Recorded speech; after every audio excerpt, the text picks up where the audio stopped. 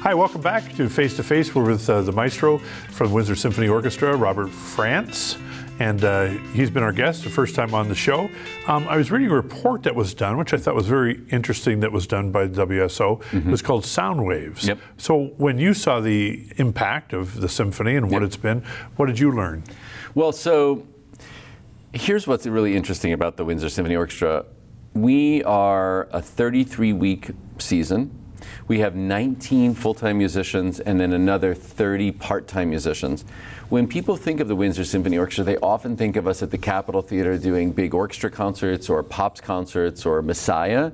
Yep. But those are just that's the tip of the iceberg. We actually do over 100 performances a year, and a huge chunk of those happen throughout the community. So we may perform in community centers, schools, retirement centers, hospitals. We do a number of concerts for folks who are near the end of their lives. We do that kind of work. Nice. We do all sorts of reaching out into the community. You were in Leamington out at Yes. the festivals out there, the new plaza. That's new exactly stage right. out there. So we did that in the summer, and we perform in Leamington on a regular basis. Yeah. We actually perform United there. Church out there. Yeah, the Mennonite Church. Yeah. Yeah. Yeah, it's fun. So what we do is we like to make sure that not only are we doing the best we can musically and artistically and entertainment-wise at the Capitol, but we want to spread the word of music everywhere, and we want to bring the orchestra to people so that they can experience what classical music live really is all about. Because truthfully, in my opinion, unless you're experiencing classical music live, you haven't really experienced it yet. So many people have very many perceptions about, like, well, what does it mean to listen to classical music, and what is it like, and is it just this kind of person at this age and in this economic bracket? But none of those things are true.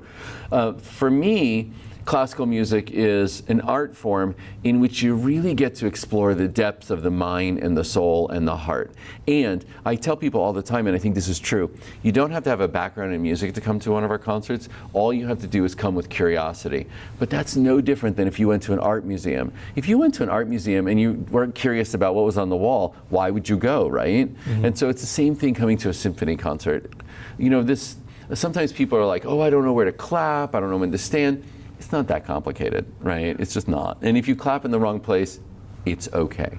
Well, I mean, to some of us, watching Scent of a Woman with Al Pacino, Yes. I love that hoo-ha. There was a tango, Yes. and I know that's played. You guys even play that. It's called Por una Cabeza, and we play it often.